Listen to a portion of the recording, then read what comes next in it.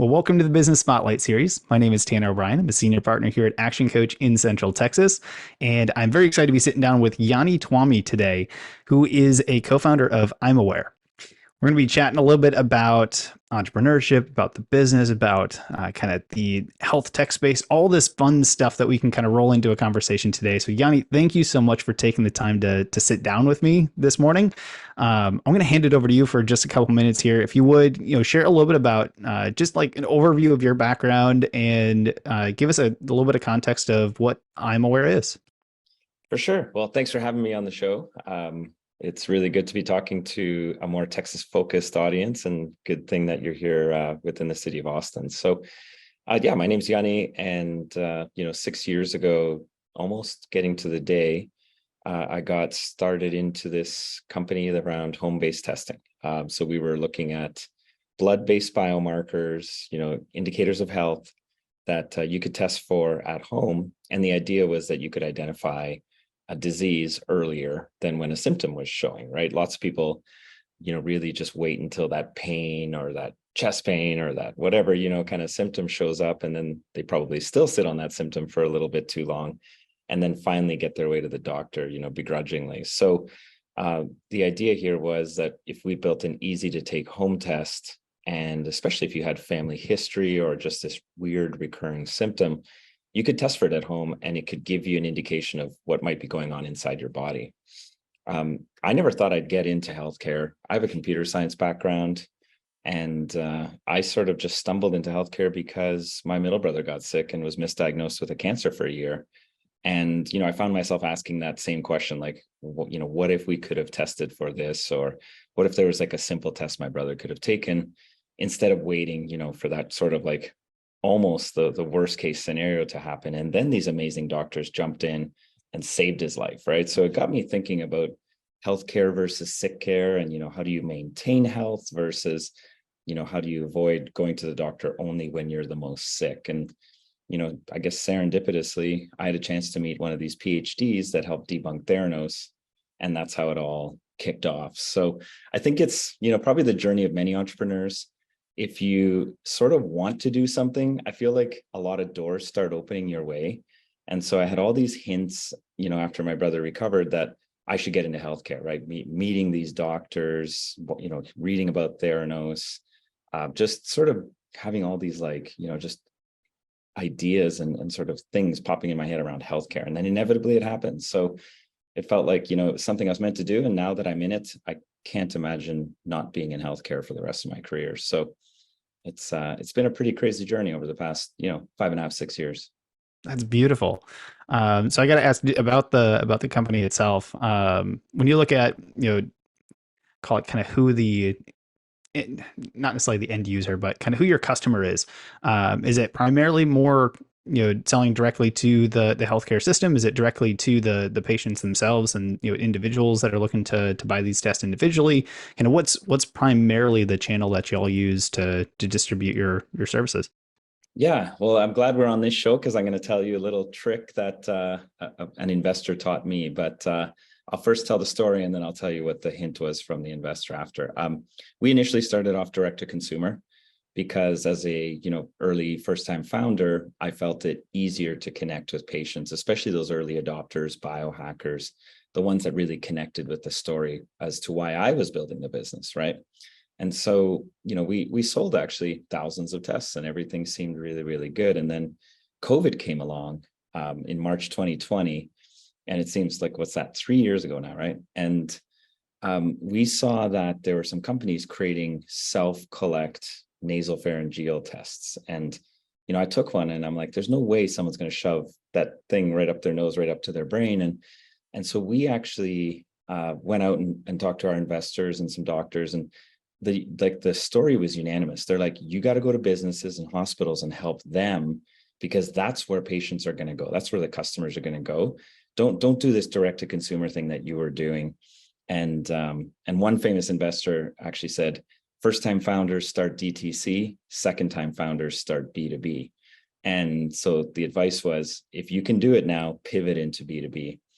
And I just wanted to share that with your audience because it was just like the most groundbreaking statement for me. And so during COVID, we launched helping City of Houston, City of Austin, almost every Texas energy sector employer, rig up, NextEra, Enbridge, all kinds of pipeline, and drilling companies and offshore companies basically have 0 days lost to COVID or 0 deaths due to COVID. So we were testing all across the state, and it was incredible. So we built out all this B2B infrastructure. We took all our DTC and patient knowledge, but we started working with employer groups, healthcare groups, and we did hundreds of thousands of COVID tests. And then, of course, when the government's kind of caught up, and you started to see free testing being handed out, and the rapid tests finally got to a level of quality you could trust, our job was done. And I came to that moment again where it's like, hey, what do we do now? Are we going to go back to DTC testing directly with these patients, or are we going to keep working with businesses offering testing for diabetes, heart disease, and other chronic conditions like we started off? So it was obvious, let's just stick B2B. And so we took all of our platform and just built it out for B2B. And now we're helping brands, wellness companies, nutraceuticals, hospital systems, even hopefully soon retail pharmacy companies bring at-home testing at scale. So yeah, it's been quite the journey, but that evolution was DTC to COVID B2B to now, all healthcare B2B. That is fantastic. I absolutely love that. And that word of wisdom, first time founders go direct to consumer, second time founders tend to go B2B.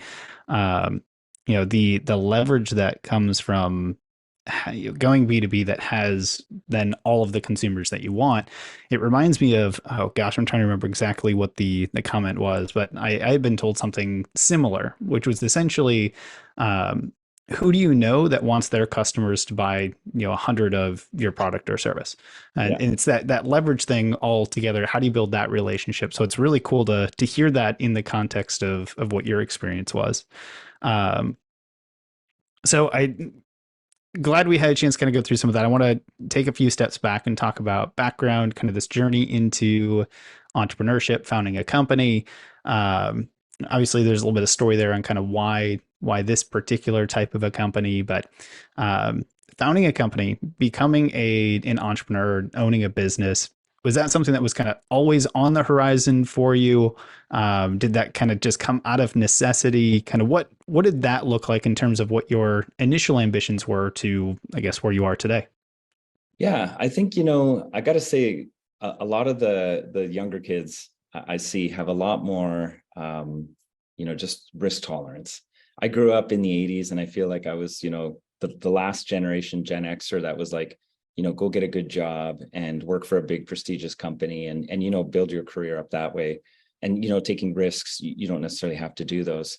While my dad was an entrepreneur, my mom was an ER nurse. I had this sort of balanced approach of like, hey, you got to do something that can pay the bills and put food on the table. Don't go do cowboyish things, right? So I kind of worked at big companies, and really I was 38 years old when I finally had this moment with this PhD. And it was kind of like a no-brainer. I'm like, when I saw that simple blood test that could be run by a patient directly in their own home, I watched this PhD do it with his med student. And I was just like, I had to quit my day job that day and be like, I'm going to work with this world-renowned scientist, and this is just something I got to do. So it was weird that I'd been kind of like building confidence up over time. But then when the moment was there, it was like when that door creaked open, I just like kicked it down and went all at it. But I had definitely been wanting to take that risk of starting a business. I just didn't know when or how or what kind of business. But that moment presented itself, and that was like the light bulb moment for me. I love that. And as you jumped into that journey, having a background in computer science, having kind of the background experience that you had, and now shifting to building a business, and maybe understanding some of the technical side, the scientific side, the things like that. What were some of the biggest things that you had to learn or kind of overcome in your understanding of the business side of things specifically? What were kind of some of the big aha moments that you experienced along your journey? Well, it's funny when you work in a given job and you're sort of like you're a cog in a wheel. Like I was always a programmer or somebody building product. I never appreciated just how complex businesses are, even if they're very, very small.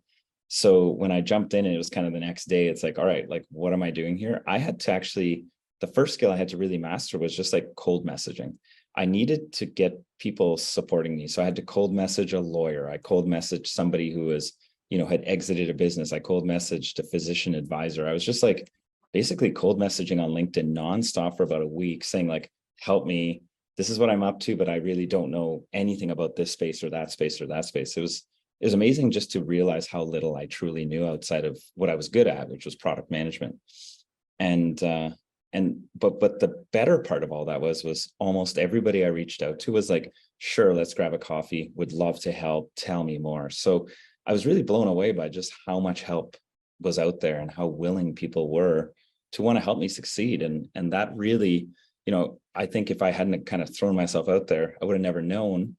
And, I think a lot of entrepreneurs I talk to, they're always sort of like afraid to ask for help in those early days. Whereas what I tell everybody is like, just don't, have no shame. Just go and tell them what you're up to, and your natural passion for it will come through, and people will want to help you. And so, yeah, I basically had like probably 50 people help me in the beginning. And some of those people wanted to join our advisory team, whether they're physicians or scientists. Our lawyer is still here helping me today. He's now our corporate lawyer and all those things. So those initial kind of outreaches have turned into really long-term relationships. And now we're teaching each other things. It's funny, we have a doctor who taught me a lot of stuff about blood. And in return, we taught him how to use Instagram to create these Ask Me Anythings. And now he actually, comes on once a quarter and, helps people on Instagram understand blood testing and how it can be important for their health. So we are, everyone's helping everybody in this thing. So That is beautiful. And I love the response there that you got when you were reaching out. Hey, looking at doing these types of things and need some guidance here, and having so many people that were willing to say yes. And, I think from even my experience, there is a lot more out there in terms of those that are willing to support than I think people realize. Getting over the kind of that mental block and that fear, especially when it comes to mastering cold messaging, especially if that's not something you've done in the past. Cold calling, messaging, email, whatever it is. I know that for many younger or earlier on entrepreneurs, that can be a roadblock or a hurdle to overcome. But once you overcome it and can get used to that process, doors open, pretty substantially. Um, as we look back on, was it 2017 that you guys officially kicked off? yeah. Over that time frame, I'm guessing, in general, the progress or the journey for most entrepreneurs is not a perfectly straight line of everything is always fantastic and positive. I'm curious, are there any roadblocks or hurdles that are memorable to you? I'm sure there may have been many, but are there one or two that kind of stand out to you more than others that really helped? Okay, we'll say springboard you to where you are today. Having to overcome and face a particular challenge or hurdle or whatever you want to call that, that's allowed you to get to where you are today. Yeah, so it was actually very early on.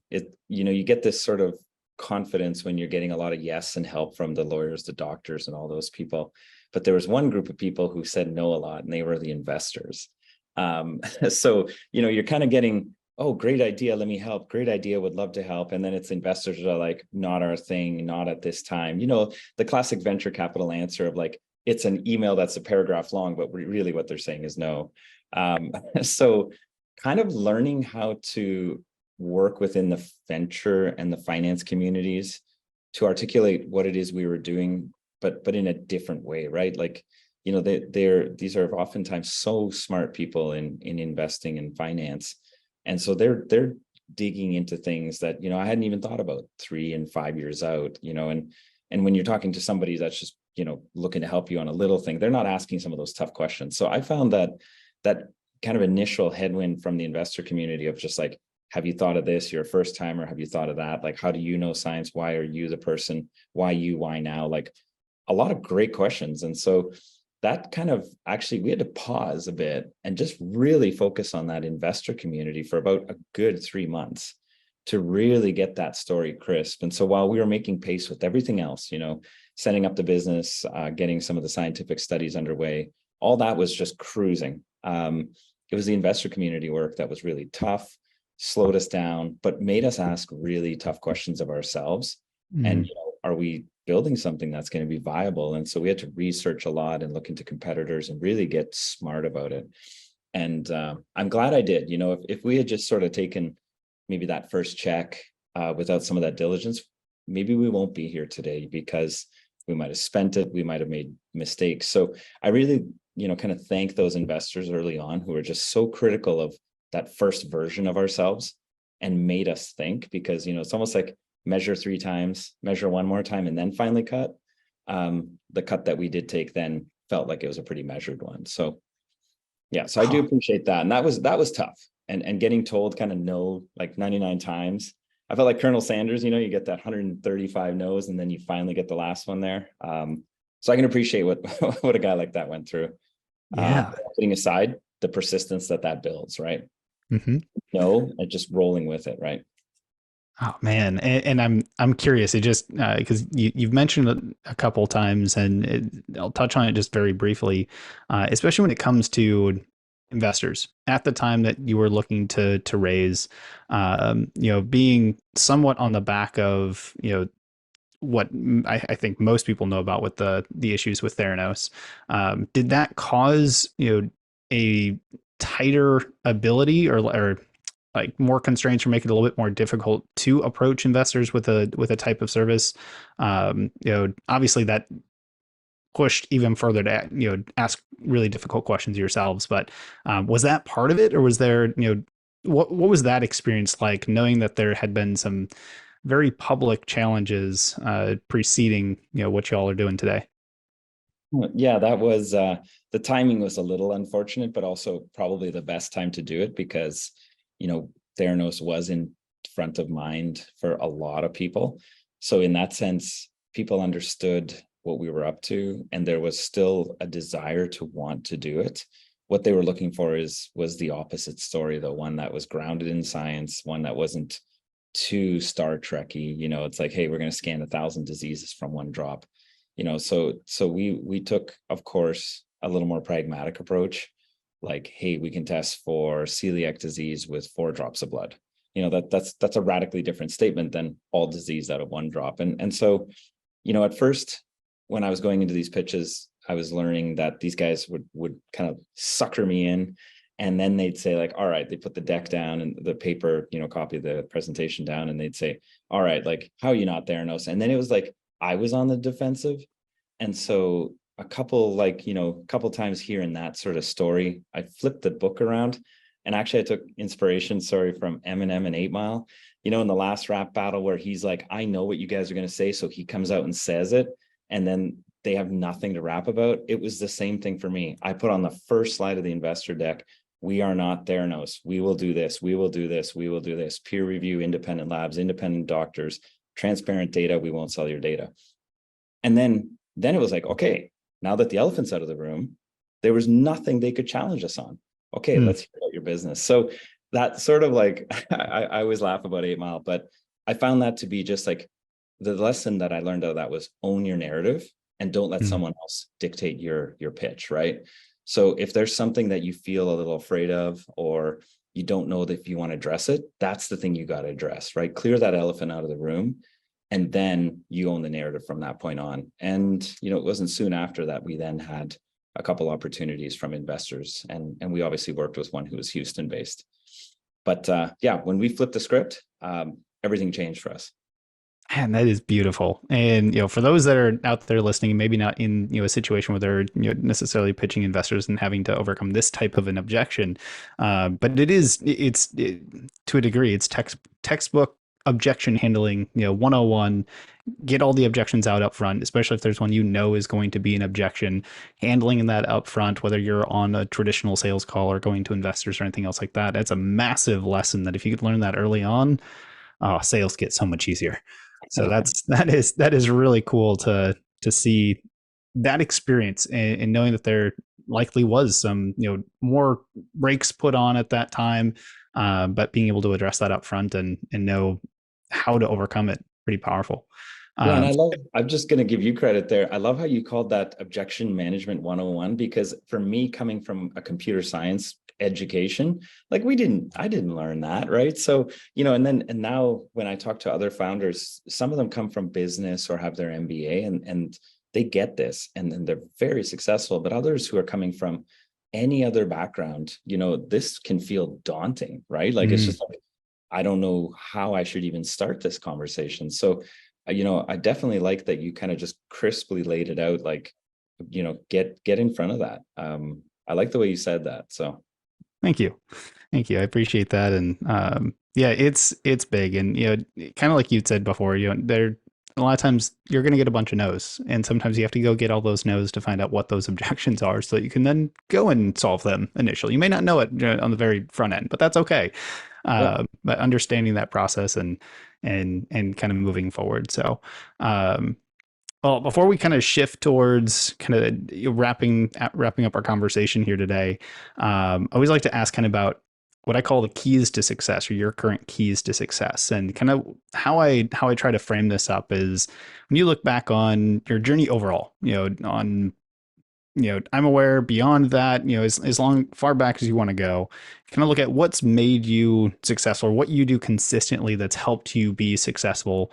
At least from my vantage point, you're very successful. You've got a company that has managed over the last 5-6 years now, continuing to grow. That to me is success by any measure of what I can think of from it when it comes to success. So um, when you think back on this journey, or your journey through life, what do you attribute your success to?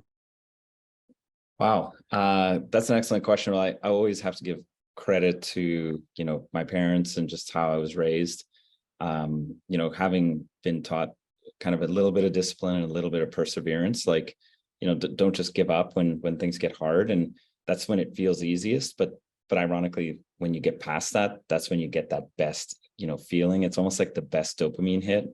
Now that we know about dopamine hits, is like when things are hard, and if you can get through it, you feel so good about it. And ironically, it's a little more addictive. And so then you kind of want to almost jump at the next hard thing again and get through it. So, just learning that, the power of oneself, and just how much you can kind of find that strength inside. I attribute to my parents, and they grew up in a time where things were harder than maybe the life we have nowadays, right? So yeah, I when I talk to younger entrepreneurs or first time entrepreneurs, it's like just harness that sort of that inner fire, and don't give up at the first no, because there's something there, especially if you're passionate about it, right? Beautiful. I absolutely love that.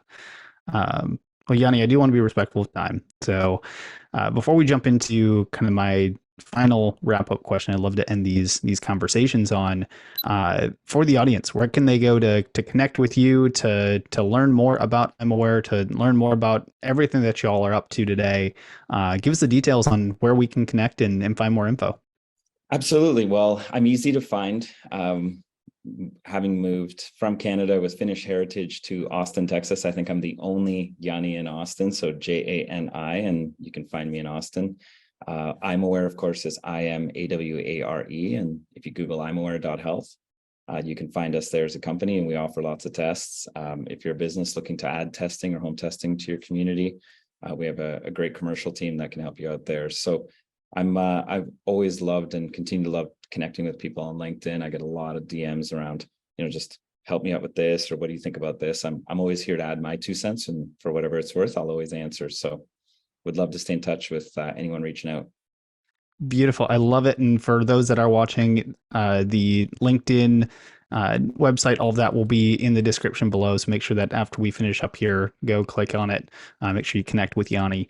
Yeah, this is all about making connections here in the Central Texas area. So make some connections. But Yanni, as we wrap up here today, uh, favorite question to ask: what is most inspiring to you today? You know, I think the thing I see the most, especially because I'm in healthcare, is I'm inspired by just how quickly people are willing to take control of their health. And I think, again, it goes back to the theme today of just how much confidence people can get, out of doing something simple. So we've had thousands of people take tests, and they had conditions or family history that scared them. And now, following up, people still write and say like, hey, I've improved my health. I'm not going down the path of my father. And I'm just truly inspired by how much, people want to take control of their life, whether it's their entrepreneurial life or their healthcare life, if they just get that little bit of positive news or that little bit of validation. So, that's why I'm in healthcare. And I think, like I said, I'll be in it for life. I think there's just so much change we can make with just even the smallest positive insight or guidance or piece of news that can help them. So Beautiful. I gotta say, I'm excited to be chatting with entrepreneurs like you that are in the healthcare space and leveraging the information, the technology, the things like that are coming out there. I From my perspective, where healthcare, health, all that kind of stuff is in a phase where it needs some movement forward and some change, and excited to see companies like yours, taking different avenues of that and continue to make some very positive progress. So thank you for everything that you've shared with us here today. Thank you for taking the time. It has truly been a pleasure. And just overall, thank you. no, thanks. It's been great, actually. I really enjoyed this chat, and I'd love to, again, be able to help anyone else who's listening.